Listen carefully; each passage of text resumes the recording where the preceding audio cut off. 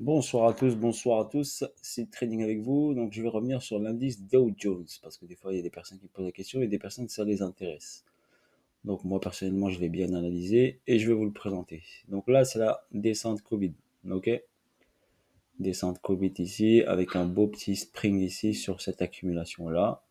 On avait SC, STB, spring, grosse accu ici, accélération baissière avec la pandémie Covid. À partir d'ici, c'est parti en hausse et on a pris ici la liquidité de ce sommet-là.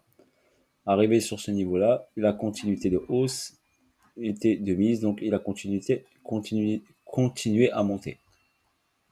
Ensuite, on a eu un arrêt de la tendance ici, avec un ATH ici, à 36 971. Donc je décortique un peu le mouvement du prix. D'accord? Ce spring, normalement, quand on a un spring, il doit être forcément testé à un moment ou un autre. Donc là, pour l'instant, il n'a jamais été testé, cette zone de liquidité n'a jamais été inquiété et venir retester. J'attire juste votre attention sur ce côté-là. Donc on peut préalablement, bien sûr, au fur et à mesure du temps, revenir dans cette zone-là, la retester pour repartir ensuite vers le haut. Voilà en ce qui concerne long terme. Ensuite, sur cette partie-là, l'on constate ici très bien, et bon, j'ai pas mis d'annotation, mais je vais vous la mettre. Allez, ici, on constate bien ici un mouvement du prix, ici, à ce niveau-là. Donc sur ce sommet ici, sur ce sommet, on aurait un BC. Ici, on aurait un UT. Donc je vous montre, comme ça, une schématique de distribution Wyckoff qui est très propre sur le Dow Jones. D'accord? Très propre. Ceux qui ont l'habitude et facilement décelable. Donc on constate ici qu'on a ici une descente là, tac après le BC. Ça nous a fait ici le saut. Cette partie des liquidités, regardez, elle a été bien prise. Donc on est venu ensuite faire l'UT, sommet. On est revenu descendre, retester le saut, reprendre la liquidité ici. Donc inciter les gens à vendre et aller prendre leur argent, leur stop loss, valider l'arrêt de la tendance haussière, accélération baissière, cassure ici du saut, avec au préalable un petit test. Donc je dis que le graphe est très propre. D'accord? Le graphe, regardez ici, le petit test ici, l'intention baissière, le petit test et l'accélération. On a pris le saut ici, on a validé cette distribution. Donc elle est validée. Donc quand on a une descente ici, donc forcément derrière on a une réaction haussière qui est tout à fait normale. Donc là on a eu cette réaction haussière ici qui s'appelle le LPSY. D'accord? Donc quand on prend la liquidité du saut, on a bien sûr une réaction haussière. On est venu ici sur cet endroit-là, on n'a pas fait de plus haut, donc ça a validé ici, et on a continué à descendre. Donc on avait une grande A, une B et une C. Donc 3 vagues de baisse déterminées en A, B, C. Si on constate bien ensuite, on a continué à descendre. Donc après avoir fait ce A, B et C, on a pris ici ce niveau-là et on a fait ici un autre niveau qui s'appelle le saut. On l'a, hop, tout de suite remonté vers le haut. Tac, refait un sommet sans faire plus haut que celui-ci. Donc la tendance, regardez, elle est bien baissière. Donc tendance baissière, les plus hauts restent de plus en plus bas. Et on constate que toujours le mouvement, les plus hauts restent de plus en plus bas. Pour l'instant, on n'a pas eu une grosse inversion de tendance. D'accord? La tendance sur l'indice Dow Jones reste baissière.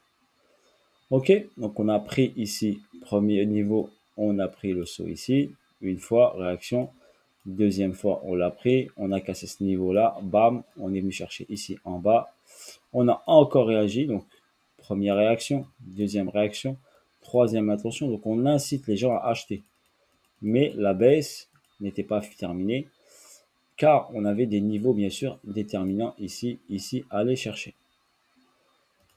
D'accord? Et également, on avait ici le 50% ici. Donc, on avait la zone premium et ici, on avait la zone discount. Donc, on trace notre Fibonacci de ce point bas ici. Donc, après cette descente, on a créé un point bas ici. Et ensuite, le prix a démarré d'ici. Donc, à partir d'ici, j'ai tracé mon Fibo. J'ai mon repère, mon équilibrium, ma ligne des 50 qui est ici. Et l'on constate que le prix ici n'est pas venu chercher la ligne des 50. Donc, il était toujours en premium, en zone vendeuse. Il est remonté, zone vendeuse. Là, il est venu la chercher. Première intention de passer sous en discount.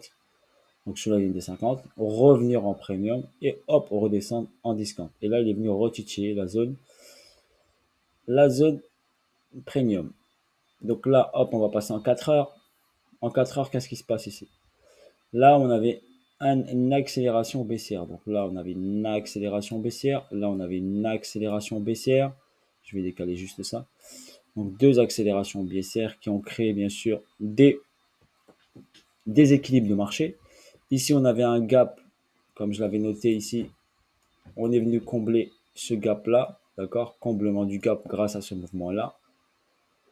Ok, là, on avait une redistribution qui s'est mise en place. D'accord, une redistrib, on est venu chercher ici, tac, tac, tac, bim, et on est venu chercher en bas. Logiquement, quand on est venu chercher ici, on peut venir soit retester ce niveau-là, soit prendre l'argent ici. D'accord? Voilà le mouvement futur pour ma part que je vois. Donc, soit on vient prendre cet argent-là, soit on vient retester. D'accord? Mais vu que à gauche ici, on a des déséquilibres de marché, donc possibilité bien sûr qu'on vient hop aller chercher vers le haut pour combler ces déséquilibres. D'accord? Pour ensuite une continuité de baisse. Parce qu'on n'oublie pas que le, le Dow Jones reste baissier. D'accord? Le haut de plus en plus bas. Même s'il vient recombler ces déséquilibres sans casser ce niveau-là, ce niveau c'est les 35 531 sans les casser, ça ne veut pas dire qu'il y a un retournement de situation. On peut aller chercher encore vers le bas. OK?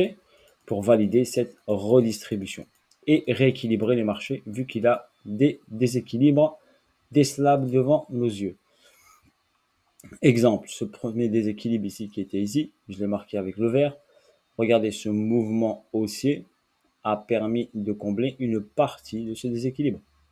Il n'a pas été comblé totalement, mais partiellement.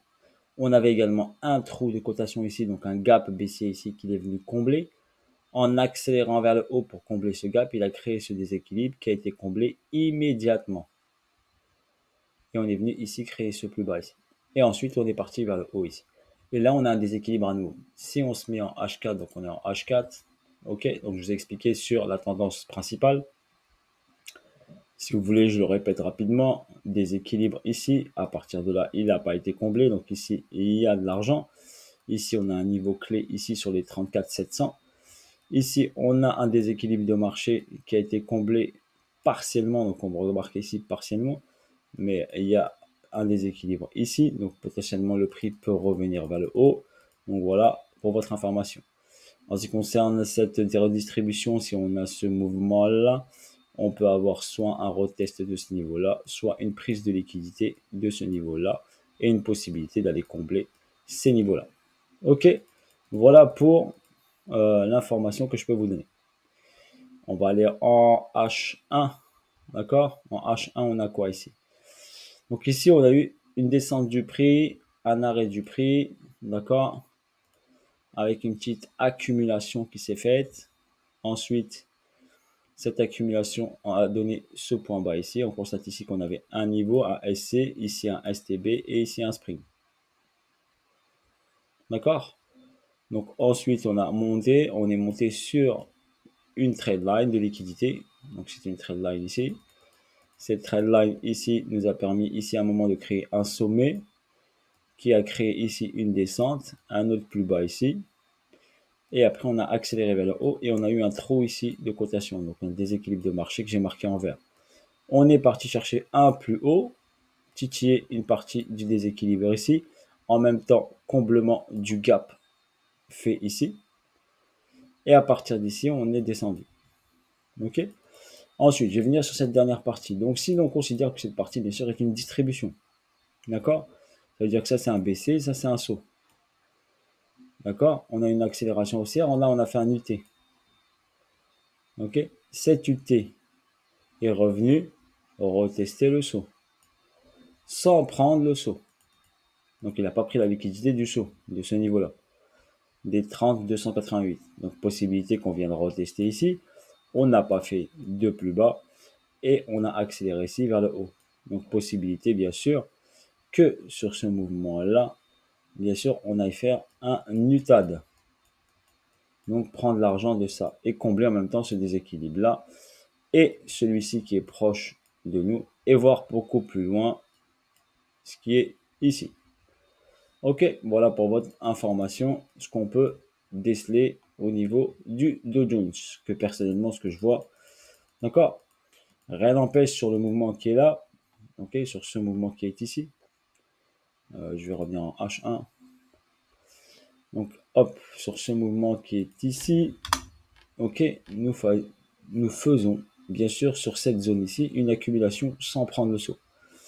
Cela veut dire ici, donc on s'est arrêté ici, on peut faire ça c'est un SC, ça c'est un ST.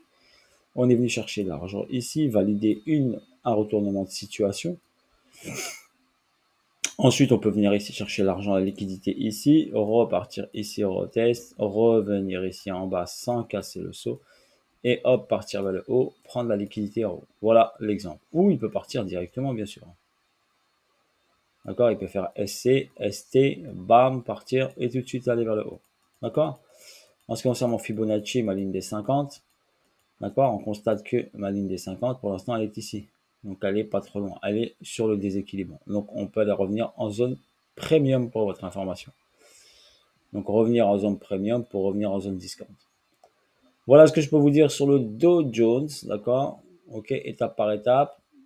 Donc, bien sûr, si bien sûr il monte, il va inciter bien sûr le marché BTC, crypto-monnaie sur une petite hausse, surtout le BTC sur une hausse, bien sûr. Ok, et ça va donner un peu de confiance sur les marchés financiers si on voit bien sûr une hausse. Mais on n'oublie pas que le Dow Jones est sur une tendance baissière. D'accord. Les plus hauts restent de plus en plus bas. Sur ce, bonne soirée à vous tous et à bientôt pour de nouvelles vidéos, de nouvelles aventures.